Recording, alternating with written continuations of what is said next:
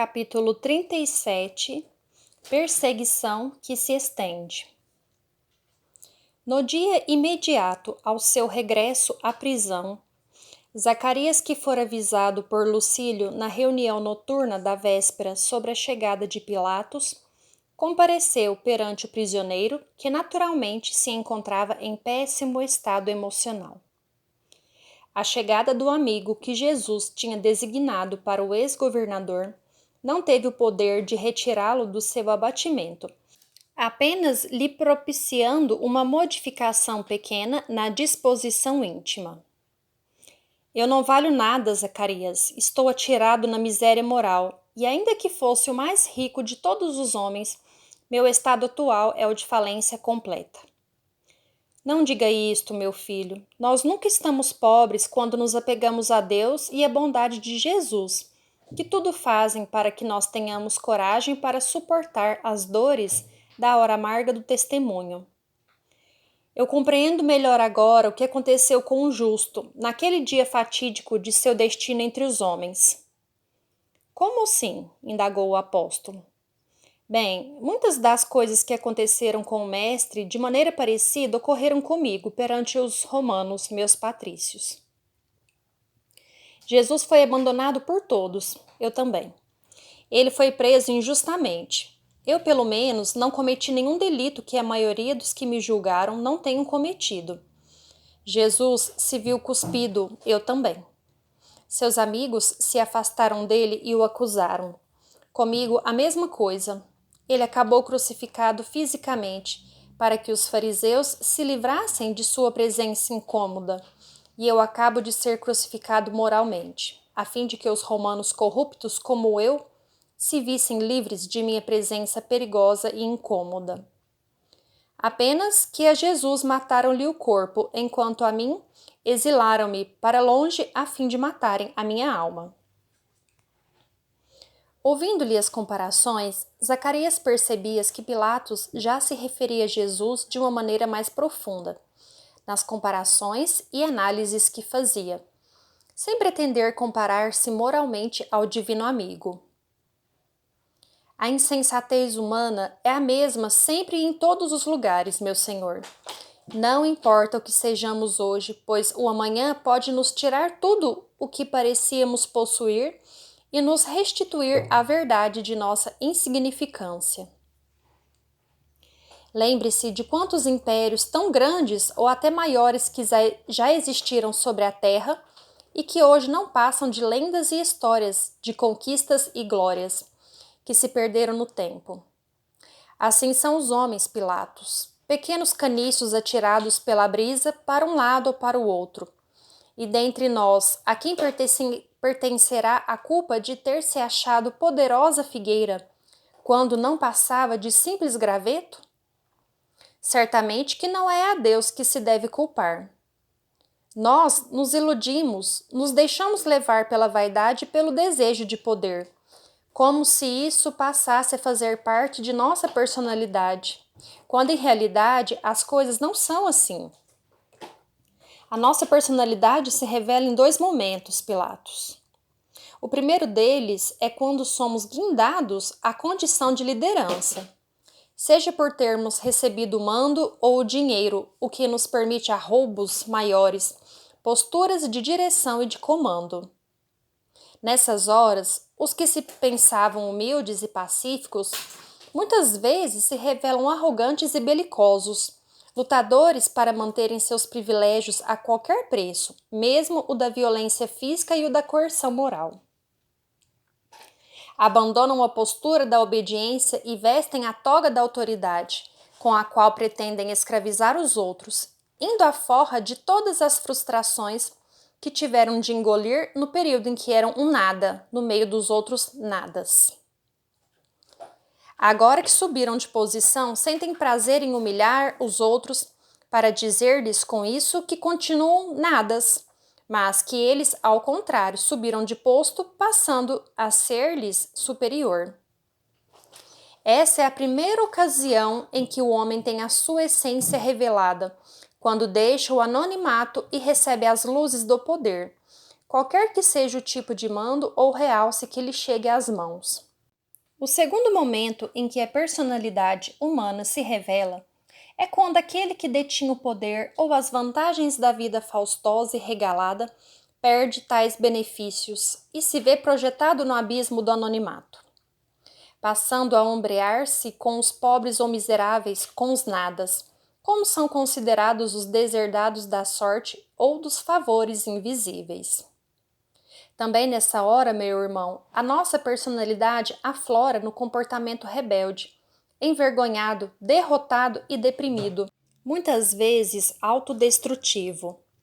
Creio, Pilatos, que se o primeiro momento leva o homem do anonimato para a glória, empolgando-o com a sedução perigosa do brilho fácil, a segunda experiência que agora estamos mencionando afeta mais profundamente o ânimo da criatura, porque ela perde as vantagens que acreditava serem suas por toda a eternidade e regressa à massa disforme dos despossuídos. Assim, ver-se humilhado dói muito, ao passo que com aquele que recebe o fardo difícil do poder, em seu íntimo se dá o oposto com a exaltação da sua personalidade. Neste, o homem precisa ter sabedoria para não se empolgar. Naquele deve ter coragem para suportar a vergonha com resignação. É por isso, Pilatos, que só sabemos quem somos quando passamos por estas fases na vida. Quantos homens altivos e lutadores para conquistar o poder são verdadeiras crianças quando são alijadas de suas conquistas? Ter sabedoria para subir e coragem para enfrentar as quedas representa desenvolver no íntimo as qualidades morais que são importantes para a nossa melhoria definitiva. Não basta ter equilíbrio para mandar. É indispensável ter coragem e resignação para encarar com naturalidade as quedas, pois elas não são quedas espirituais, são reveses materiais que podem elevar o espírito, que as aceita com equilíbrio também. A palavra de Zacarias descortinava um novo horizonte para os temores de Pilatos, que, acostumado à gangorra da vida, que sempre o mantiveram no alto, agora precisava aprender a entender as coisas depois que se viu forçado a permanecer no baixo. Nunca havia pensado desta maneira. Estava acostumado a lutar para se manter sempre acima dos outros e via com desdém e como prova de inferioridade todos os que não tinham conquistado os privilégios e realces que ele próprio obtivera. Além disso, as aparências sociais em todos os tempos serviam para que as pessoas se avaliassem superficialmente em suas capacidades individuais, num processo de comparação e competição. Assim, aqueles que Pilatos via em piores situações materiais ou políticas mereciam seu desprezo, porque apontava para sua incapacidade na condução de sua própria vida. A maneira de viver que o governador ostentou até então só havia lhe garantido a possibilidade da elevação, deixando para trás de si muitos a quem qualificara de derrotados ou fracos.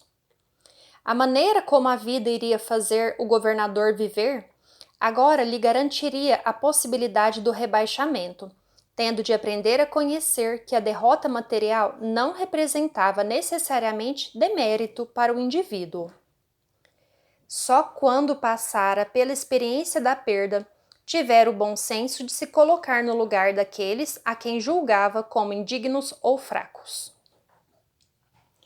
Tudo isto estava aprendendo com a postura sábia daquele velhinho sorridente, que se erguia diante de seus olhos como o pai que há muito perdera pelas estradas da vida física. Sim, Zacarias, é verdade. Os momentos mais amargos foram aqueles em que vira os mesmos corruptos que se beneficiavam com os golpes ou as tramóias financeiras que eu realizava para abastecê-los de riquezas, me cuspirem e xingarem como se nunca tivessem se locupletado.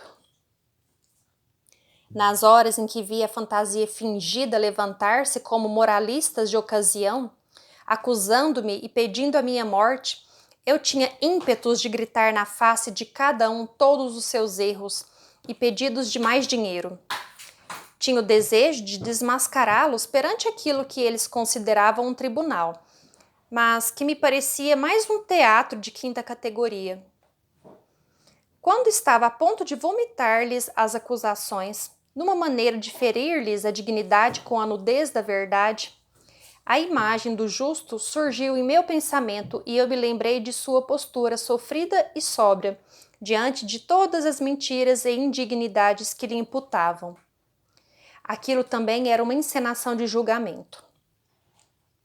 Não fora obedecido qualquer procedimento de justiça ou de verdade. Ao contrário, todos ali sabiam que ele era inocente, mas isso não impediu de violentarmos seu corpo e humilharmos o seu espírito. E, no entanto, agora que o tempo passou, a sua conduta melancólica e silenciosa, suportando a maldade de nossos atos, sem uma só acusação, recoloca as coisas dentro da realidade. Por que se defenderia se ali não havia direito a garantir-lhe a palavra e a verdade? Se aquilo era um teatro para fazer pensar aos homens que se tratava de julgamento, apresentar uma defesa seria concordar com a encenação. Se nada iria alterar o julgamento condenatório, nada havia para ser dito em defesa de direitos que não seriam observados.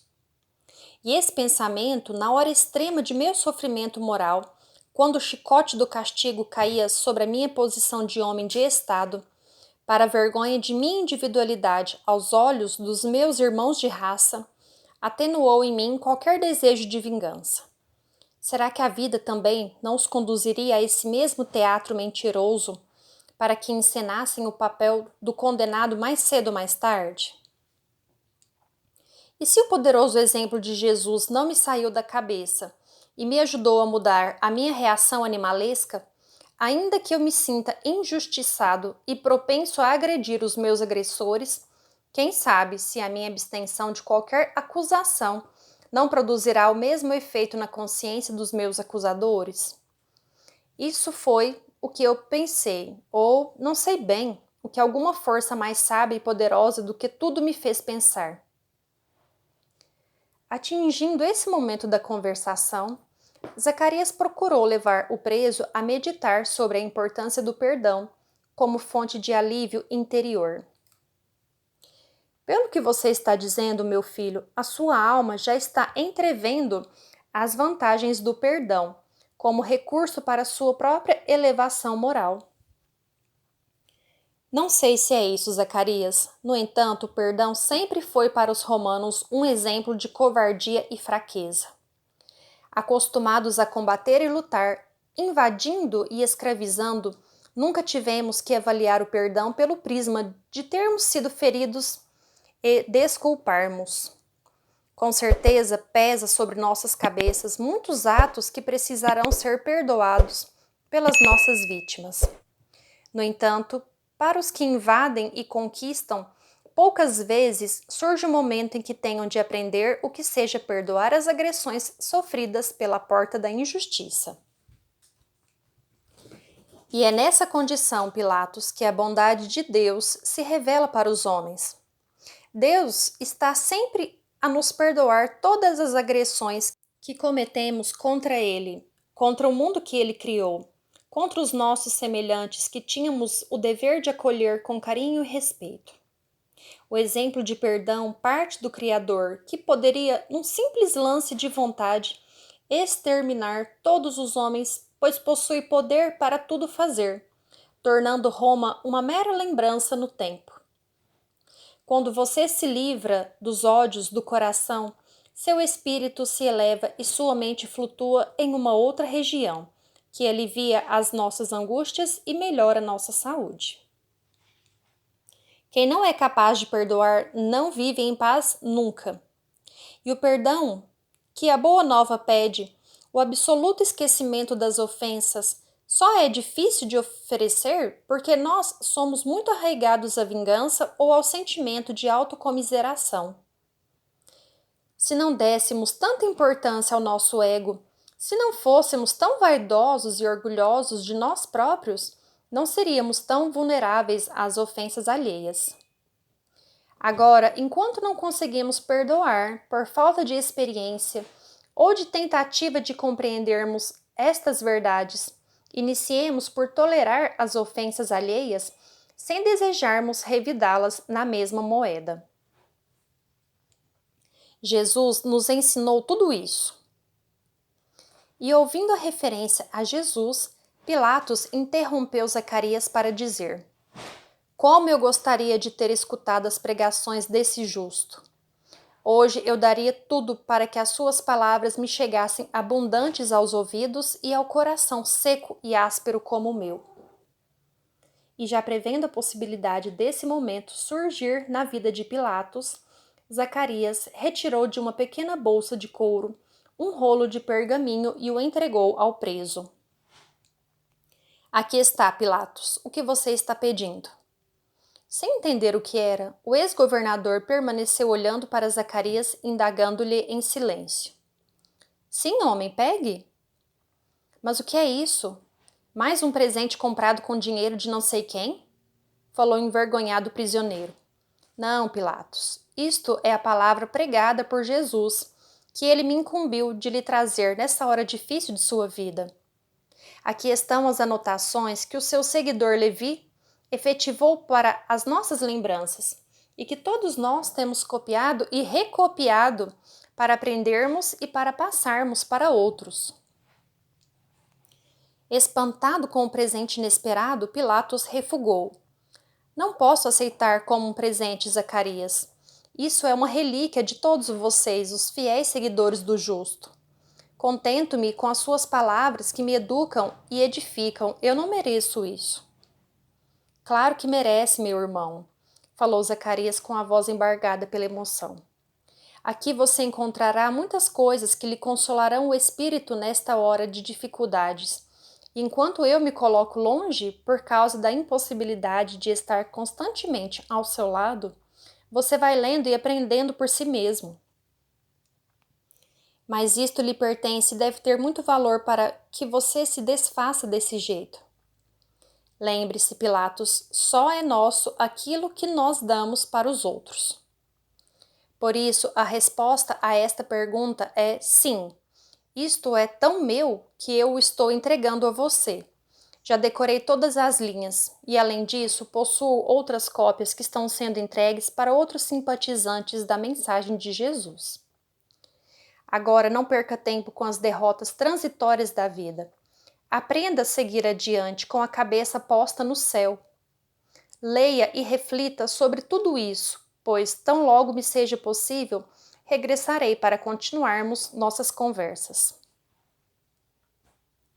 Falando assim, Zacarias despediu-se, deixando as anotações evangélicas com o preso que, a partir daquele dia, passou a dedicar-se à sua leitura e meditação. Cada afirmativa dessa nova doutrina era uma surpresa para seu espírito arguto e curioso. E cada descoberta mais ampliava a admiração por esse emissário celeste que esteve entre os homens e que padeceu injustamente diante de seus olhares impotentes. Onde estariam os deuses de pedra a quem aprendeu a prestar culto desde criança? Quando é que um deles poderia falar assim e consolar o coração como esse Jesus o fazia? Agora que ele estava na condição do abatimento, entendia as afirmativas de Jesus. Eu vim para os enfermos, não para os sãos. Bem-aventurados os aflitos. Ajuntai tesouros no céu, onde os ladrões não roubam, e onde a ferrugem não corrói. Se alguém te bater na face direita, oferece-lhe também a outra. Enquanto isso, lá fora, as reuniões na estalagem de Jonas prosseguiam cuidadosas, porque desde o tempo de Augusto havia proibição de reuniões públicas para se evitarem as sedições e os movimentos que se multiplicavam nas aglomerações. Por isso, era vigente em Roma a lei que proibia os encontros de grupos, os quais só poderiam se reunir nos círculos por ocasião das festividades ou nas cerimônias oficiais quando se cultuavam os deuses da tradição. Por este motivo, a presença de Lucílio acabara sendo aceita com facilidade, já que apesar de ser romano, a sua condição de centurião fornecia ao evento uma característica que o afastava de qualquer movimento revolucionário caso fosse descoberto. Todavia, isso iria modificar-se em breve. Assim que soube da situação definitiva de Pilatos e entendendo que o prisioneiro seria enviado para lugar muito distante, o centurião se preocupou em adotar as medidas necessárias à segurança do romano caído em desgraça. Primeiro, porque sabia que poderiam, apesar da decisão do Senado, tirar-lhe a vida antes que partisse. As muitas intrigas na metrópole produziam mortes misteriosas que enchiam as tumbas de inocentes ou suspeitos de crimes não cometidos. Além disso, sabendo do papel que Zacarias desempenhava na vida de Pilatos por incumbência do próprio Jesus e que ele próprio, Lucílio, acatara como sua tarefa de ajudar o velho apóstolo a conseguir concretizar o objetivo do Messias, o centurião sabia que não poderia deixar que o governador se afastasse de sua influência. Desse modo, buscou as influências que tinha à sua disposição para solicitar que ele pudesse ser o responsável pela guarnição que levaria o preso até seu destino final em Viena. Naturalmente, havia poucos soldados que, estando vivendo na capital imperial, desejariam dela sair para serem enviados em missões tão distantes quanto duras como aquela. Por isso, e alegando já estar familiarizado com o prisioneiro, pois era responsável por ele desde a sua chegada a Roma, Lucílio conseguiu que tal comando lhe fosse concedido, podendo escolher a escolta que melhor lhe parecesse para o desempenho da missão. Não é demais dizer que, perante algumas autoridades mais importantes, a sua argúcia teve de se revelar mais apurada, em face de que, para que concordassem com o seu pleito, desejavam obter de Lucílio a concordância com o assassinato de Pilatos durante a viagem ou logo após a chegada ao destino.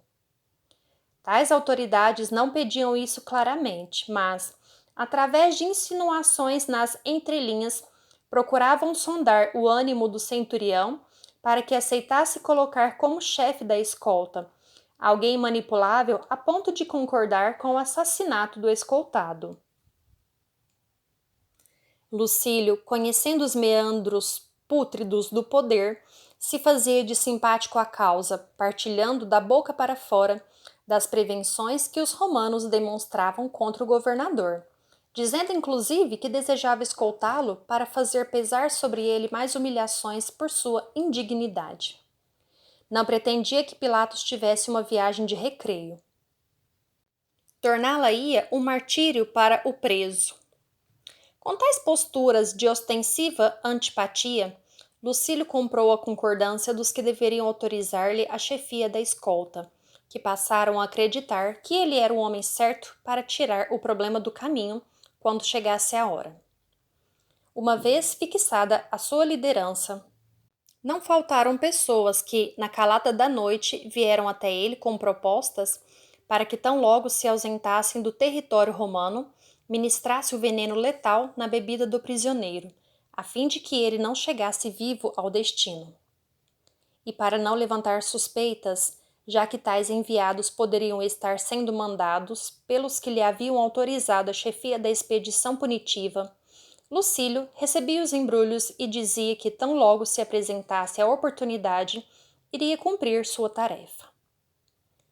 Para não se comprometer diante da verdade que passara a conhecer depois que encontrara Jesus, jamais disse que mataria Pilatos, preferindo usar a expressão genérica de que no momento adequado iria cumprir a sua tarefa. Essa referência acalmava os ânimos dos mais exaltados, que já se aliviavam pensando que a morte de Pilatos era uma questão de semanas. Assim, com a garantia conseguida com a sua nomeação, Lucílio sabia que isso lhe permitiria levar Zacarias consigo, ainda que para tanto o ancião não fizesse parte da caravana oficial, mas viajasse como um anônimo passageiro. O roteiro da viagem incluía uma parte em navio até o porto de Massília, de onde o contingente se deslocaria por estrada para o norte em direção ao destino final de Pilatos. Com isso, os judeus da estalagem de Jonas, que se estavam convertendo ao cristianismo na empolgação das primeiras luzes na sede do império, temeram o afastamento tanto de Zacarias quanto de Lucílio de suas reuniões. Todavia, à força da argumentação evangélica do apóstolo devotado, o grupo não se desfez e prometeu dar continuidade àquela célula de esperança no caminho dos aflitos que viviam na grande Roma indiferente e depravada. Zacarias acatou as deliberações de Lucílio com gratidão e consideração, já que teria muitas dificuldades em conseguir seguir Pilatos se não fosse a diligência do centurião, igualmente devotado à causa de Jesus. Assim, arrumadas as coisas para a partida, encontraremos Lucílio em um grupo de 4 soldados de sua confiança, procedendo à escolta de um Pilatos reduzido à mísera condição de um degredado que perdera o viço de outros tempos, e tendo por perto a figura nobre e corajosa de Zacarias, que pela influência de Lucílio fora admitido a bordo como um amigo íntimo de sua família, que seria levado para a Gália, valendo-se de sua proteção sem levantar nenhuma suspeita. Roma ficaria para trás, com seu cortejo de maldade e sordidez, para que gradualmente o trabalho silencioso de pessoas como Jonas e seus amigos convertidos fosse esculpindo sobre o velho mármore dos vícios as formas novas da escultura da verdade, nas linhas do bem, sob o esforço do cinzel da caridade.